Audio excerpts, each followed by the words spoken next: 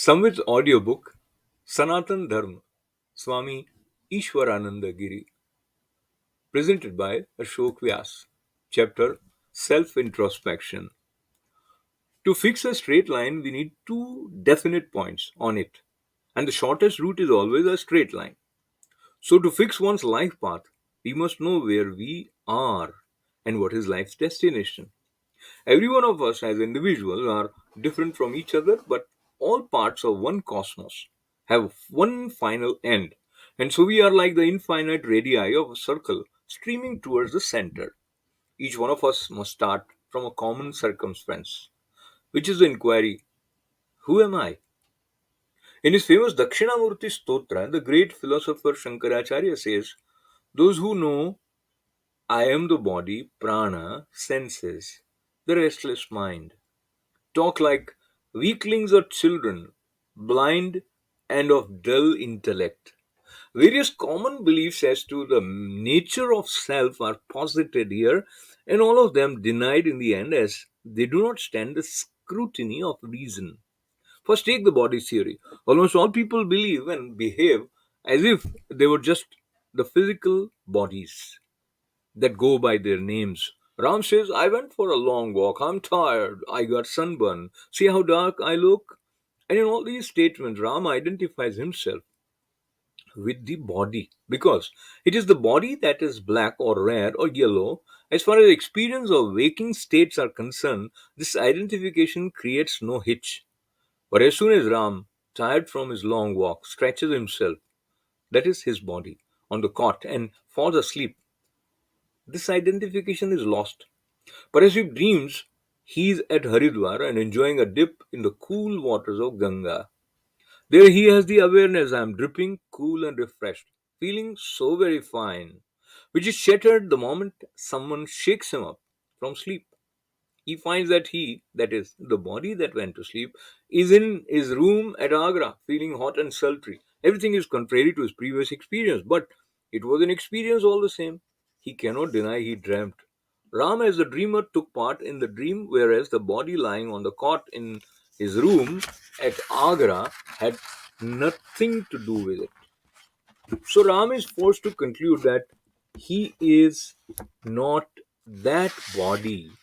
Just as he works through this body in the waking state, he works through another body in the dream.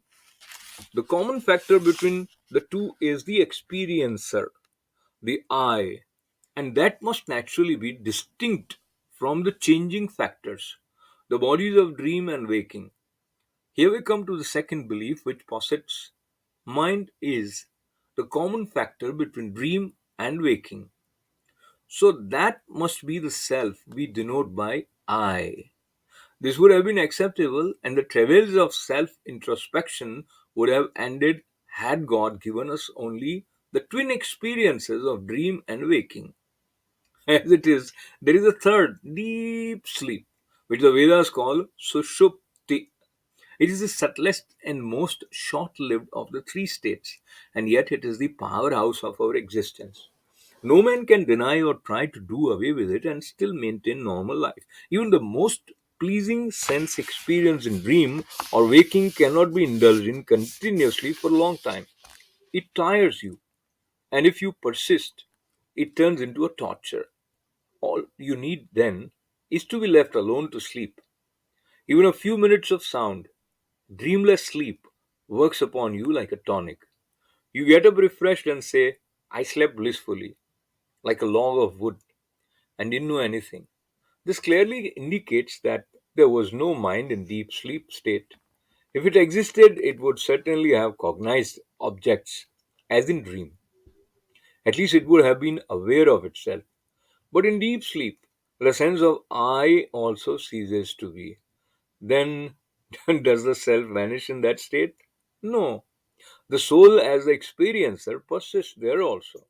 And that is why you are able to recollect. I didn't know anything. I slept soundly. Suppose you decide to clean your room thoroughly and so empty it of every article in it. Your mate from outside asks, is there anything yet? And you reply, no, there is nothing else.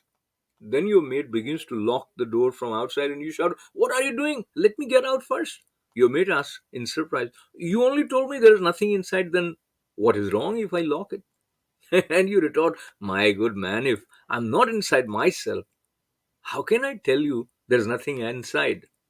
The same joke we play upon ourselves when we deny the self, because in deep sleep nothing is observed.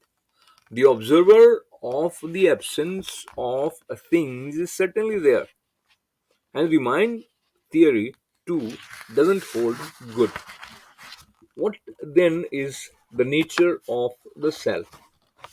Who is the experiencer of the three states? The common factor then is consciousness, awareness, or knowledge. All other factors, body, mind, ignorance, etc., are all inconstant. So we are forced to conclude that knowledge itself is the form, Swarupa, of the self, denoted by I. It is impossible that at any time I existed and knowledge was not. All through life, from childhood to senility, this I has persisted and known each experience. That is why you are able to recall all of them now. But try as much as you can, you will never be able to recall the time when you were not. Theoretically, too, it is an absurd situation because that person alone can remember a thing who has experienced it himself. And you can never have the experience, I am not. It is a self contradiction, like saying, I have no tongue. Since there is no proof available to assert that self is non existent or deprived of knowledge, we must accept that the Vedas say what Vedas say, namely, that the self is deathless and of the form of pure knowledge. It is by false identification with body that the phenomenon of death is attributed to self. Lord says clearly, Vasansi jirnani yatha vihaya navani grihnati naroparani तथा शरीराणि विहाय जीर्णा न्यन्यानि संयाति navani dehi. Just as you cast off worn out garments and wear new ones, similarly, does the embodied self shuffle off worn out bodies and accept new ones? Body is the seat of experiences, and each time the self takes up a body, its choice is determined by the law of karma. A portion of the actions it has done previously begins to yield its fruits, and that is the span of that particular life. When those determined fruits of life have been enjoyed through the experiences of pain and pleasure, that body becomes worn out, exhausted of the causal karma, and so is given up, and a new body fit to yield the fruits of the next portion of karma is taken up. This is why we find death coming at a very early age in many cases, even behind the heels of birth. So the word worn out in the above verse of the Gita doesn't mean long years of senility. When we have traveled the distance we paid for, then we must quit the vehicle, which is distinct from the traveler. So is the self from this physical body and mind. It remains essentially unaffected in itself, in spite of the continuous changes in the later, their innumerable births and deaths. All the experiences of the world included in the three states of waking, dream, and deep sleep are but shifting shadows on the theater screen. The light behind the rolling film is constant. The light is the knowledge form, Jnana Swarup of the self. One may ask if knowledge alone is the eternal, unchanging form of the self, then who is the enjoyer and the doer in each experience?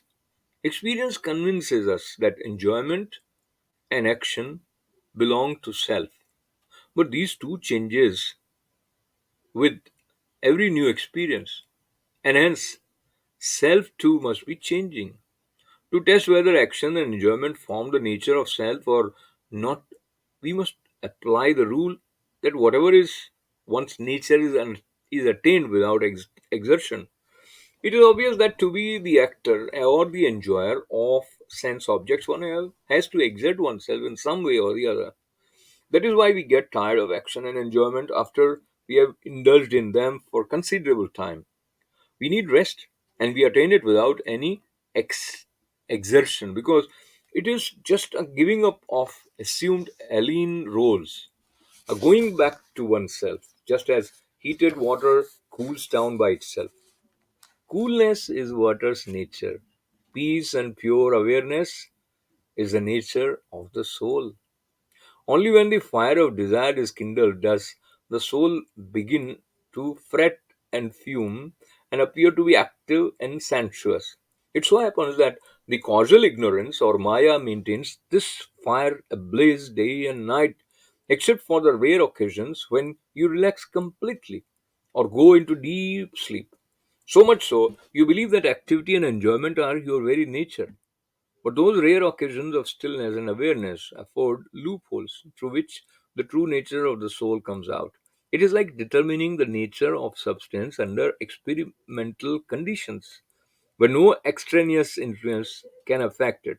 And when you think of it, even at the time of action and sense perception, stillness and awareness persist in the witnessing soul who observes, records, and recalls the action and experience in the form of memory. I did such and such an act. I felt so and so. As the observer is separate from the observed, so the witnessing soul, Sakshi, must be without action and enjoyment. This shows that stillness and pure awareness, that is to say, absence of action and enjoyment, resides in the soul at all times, whereas action and enjoyment appear imposed on it sometimes and at the cost of exertion. Hence, we can safely conclude that action and enjoyment belong to Maya and its brood, body, and mind, etc., and not to the self.